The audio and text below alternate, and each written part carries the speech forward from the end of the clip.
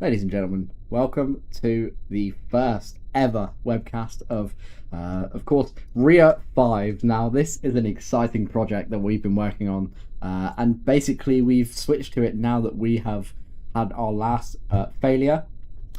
But anyhow, my name is Quasi. I'm the Chief Technical Officer at Saturn Aerospace, and I'm joined here today by our CEO, Caden. Say hello. Yes, hello everyone. Glad to be back in the commentary box today. Also, we've got a Frosty booster out on the pad, which is an upgraded pad, which we'll talk about in a little bit. That is 100% Weather correct. balloon release. So we have of course, frost forming on the vehicle. The bottom tank there with the frost halfway at the booster is oxidizer, and the top portion is methane. And of course, we know the Methane Man incident recently happened on our stream, and that won't be happening again. So hopefully this fills nice and quickly. It takes about 18 minutes from the start of fueling to the end, so we're going to see what happens today. And Caden, can you tell us some of the big changes from RIA 4 to RIA 5? Yes, so the ship, which I'll quickly talk about, obviously it's not out on the pad today. It's pretty much exactly the same. We've just changed some avionics. Well, not the RIA team has changed some avionics just to make it fly a bit better. Where the real grid is the booster. So we'll switch down from 4 to 3 grid fins, and 2 of them will act as the hard points for lift and catch. We've increased the size of the chines on the forward side of the vehicle. That's to allow for more COPVs for, I think, for like more engine restarts. Correct me if I'm wrong. That's what it's for. The engines have switched. They've been rotated around 180 degrees to make them line up better with the flame diverter. On the previous generation, we noticed that the apex, which is like the top of the flame deflector, was getting damaged, and that's because we had multiple engines blasting directly against it. So they've clocked the engines to a different position to stop that happening. And sorry, I did forget about something on the upper stage. So RIA, we are switching to 6 vacuum engines, so 9 engines in total, to allow for more performance. The booster has also grown in height, so that allows more propellant capacity, so more that'll be. I believe that's about it. And yeah, of course, we have lost a grid fin, and that's on purpose. We now use 3, as basically we didn't need that 4th one, and we're saving weight with this change. You'd be surprised at how much less weight the hot stage actually has compared to the older hot stage on Re 4. Yeah, I forgot to mention the hot stage ring. It's changed design. It's more of a truss now. And also, I forgot to mention the grid fins are about 50% bigger. That just allows for more control authority from each grid fin. They're also lower on the vehicle, so they don't get blasted by the other stage's engines as hard. And we also have a cool feature on the top of our methane tank on stage 1, which actually basically it prevents any of that heat from really blowing up the tank. And let's see if we can get a good view from our drone here. If he just moves over, we'll actually be able to see it. We sort of have heat things on the top, and Caden, you can see them. They're like blobs on the top of the booster. Can you explain what those are? I can go back a bit. Yeah. So on this generation, that dome that you're seeing there is actually the top of the methane tank. So there's no separate dome for protection. So for the structure-wise, the pressure of the tank is what keeps it from getting damaged. And then those sort of panels are non-structural heat panels to avoid erosion. They are replaceable, so if we do see large amounts of erosion onto the panels on a booster, we can just replace those. And that saves having to scrap the entire booster for a small issue. Yeah, because we want to be able to reuse these boosters as much as possible with minimal turnaround. We basically just want to be able to land them back on the pad and launch again. Now, today we have something similar to that, and I am pleased to announce that in about 4 hours after this test, we're going to be doing a hop, and we're going to be catching Iapetus with that chopstick arm. And of course, we're going to be following up tomorrow with some more information. Then Saturday we're going to be doing a rear static fire, and Sunday we're going to be landing rear for the first time ever in the chopsticks, ladies and gents. The first ever targeted landing to a T really on the chopsticks. So rear, you heard it here first, is going to be landing on the chopsticks this Sunday, or at least attempting to. So we hope you can join us for that occasion. That's going to be absolutely awesome to see live. Yeah, this hop is good for 2 reasons. Recovery status is green. Good call out there. So this hop is good for 2 reasons. So obviously, like I said, the grid fins are now the hard points for catching and lifting. So that's going to give them a nice test just to see they can hold up the booster. And also with us doing a sag fire, detanking, and then refueling, that gives us a good test on rapid turnaround, which is something we really want to achieve with Rear 5. So our big plans coming up in June is we're going to the moon, right? So we are essentially recovery vessels are reporting small ocean swells at this time. We are essentially going to be sending humans back to the moon permanently, and building a base there, cities on the moon, as we say. And you can find out more about that on our website, www.saturnera.space, and see for yourself over there. But of course, this is going to be a big step. We want to be able to launch as much times as possible, so we may even be launching 3 times a day at some points during the moon missions with Rhea. So it's going to be a great time to be alive. It's a great time to be alive and watch these videos as you see them. So yeah, it's exciting. Yeah, so much good stuff coming up with not only Rhea but also Daphnis. Of course, yeah, I said at the start of the show that this pad is upgraded. Are you able to talk about that a little bit? Yeah, I am. So this pad is essentially, we had the flame trench before, and as you all saw, it was quite wide, but we didn't need it. In fact, we actually did simulations without that flame diverter, and Baptist is initial engine chill. We actually don't need it, considering the fact that the OLM is actually diverting the flame itself. So we've reduced the cost to build a pad. We've essentially made this a lot more efficient. And actually the chopsticks arms have just opened, but yeah, the vehicle is so much more efficient now that we've got rid of that, and it's a great addition. We didn't need it. So LD to range, please verify all weather constraints are met. Yeah, and I believe another upgrade is the gantry structure. So that's what holds the fuel lines for the booster quick disconnects. originally we were preparing for this thing, but it wasn't shielded because we didn't actually use 2 separate QDs. But now we've switched over to that. So now that actually has got lots of sensitive hardware inside, we have shielded it. It's like basically this massive steel structure now that's going to be really protected from the launch.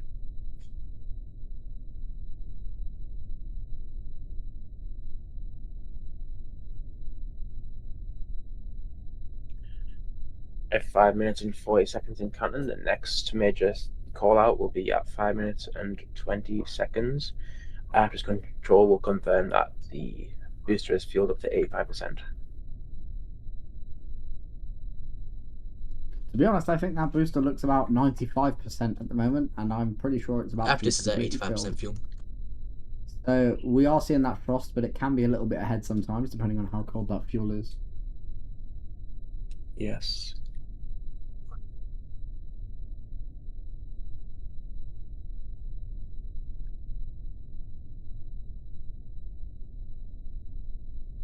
So this is going to be exciting. 33 engines on the booster will ignite at T-3 seconds, and we will run them for about 10 to 20 seconds. It's up to LD. If he sees any issues, he can cancel that straight away, but we are looking good so far on the count. Correct me if I'm wrong, Quasi, but these are upgraded engines, right? These are a new generation of the ANTH engines. Yep, this is the best generation yet. The V3 ANTH engines now. Rear 1 and 2 used V1, Rear 3 and 4 used V2 engines, and now we obviously have V5, and we're hoping that this is the last generation of booster that we get. So these engines are much better at launching. They're the most capable engines around the world.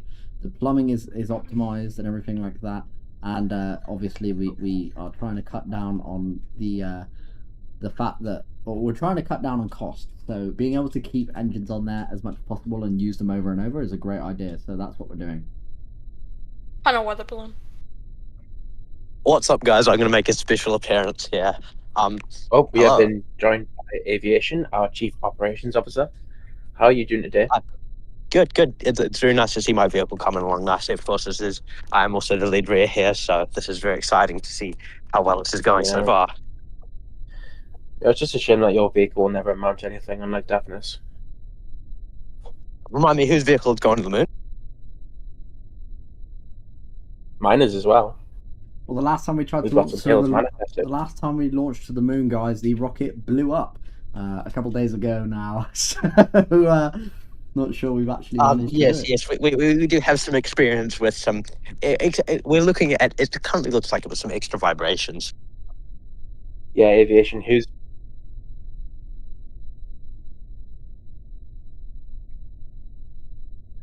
Hold. we did hear that a hold has been called out. We'll wait to see what this is for. Well, because in free time, Aviation's whose vehicle doesn't blow up like 10 seconds after launch? Well, let's be fair. Your vehicle also failed yesterday. The second stage killed itself. Well, that was a lot. Well, I think I prefer that happening over the pad getting destroyed as well. Well, the pad obviously isn't faring too bad, given that we're at the same pad we were just a couple days ago.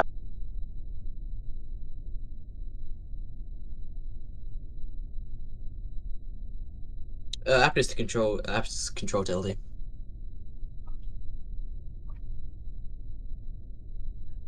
LD to range. What? Iapetus control. Yeah, we've got a TVC issue on the number 22 engine. We're going to attempt to restart. Okay. Looks like we've had confirmation there. Oh, apologies, Caden. You go ahead. No, it's fine. You like to steal my call-outs anyway, so you can say it.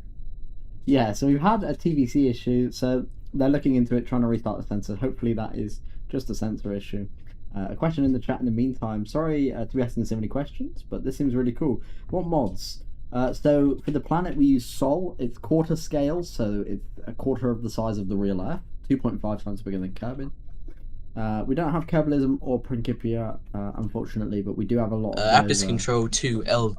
The TVC issue on the number 22 engine is fixed.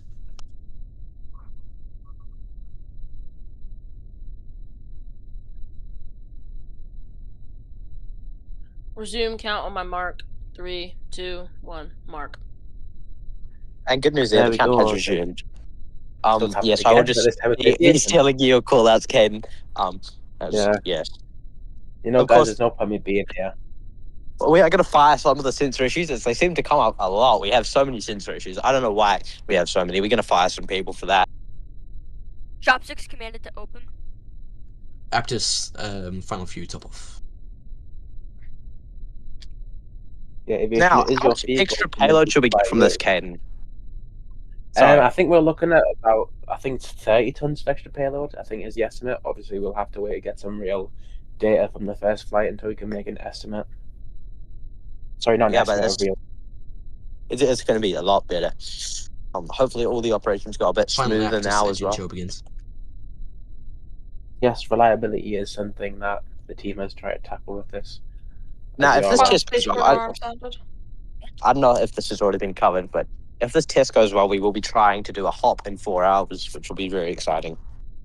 Yes, Quasi has mentioned this.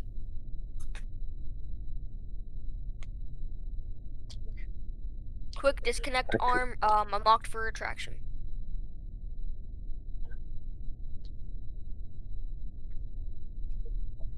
So coming up in about 16 seconds, we'll have the go no go poll from the LD. That will ensure that all teams are go. So we will shut up and let you listen in for that.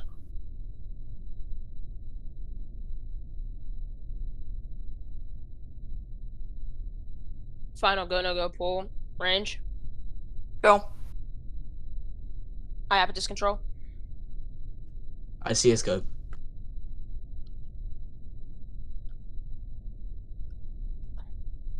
Ray control.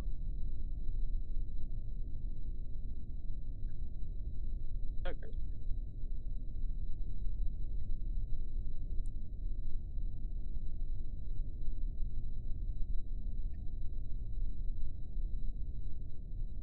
Recovery.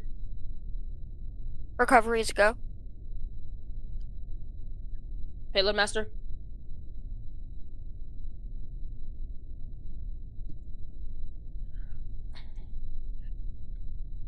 LD is go for static fire. And there we heard our LD for today, who is Supreme, one of our mission controllers, has confirmed we'll go for the stack fire. Bit of a rookie LD there. All good, so we will be trading them up. That is Iapetus definitely- we do like features to- are in startup. That is cruel aviation. But anyway, I'm going to interrupt and say we're going to stop talking so you can hear these engines light. 33 Weather balloons engines, cleared for flight time. the most powerful engines Designated hold zone yet. has been bypassed. And ladies and gents, Ria V5 is on its way. Hop test at midnight Engines and tonight. tanks at correct temperatures. Let's sit back and enjoy.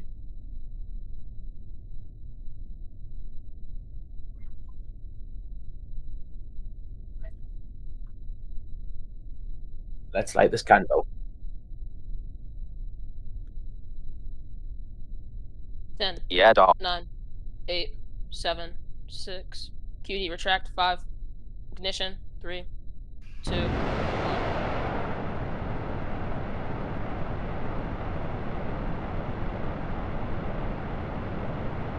Whoa, look at that. That's insane. I can feel the rumble already here at the mission control building. Iapetus thrust is nominal. And it looks like we've had cutoff. You know, aviation, you could have tried to sound more excited. And I'm there, told you might have AC's broken. seen during the stack fire system of the new pad. I forgot to mention, we do have a water-cooled top deck now. The top deck was getting a bit damaged, so we implemented a new system that should protect that better during launch.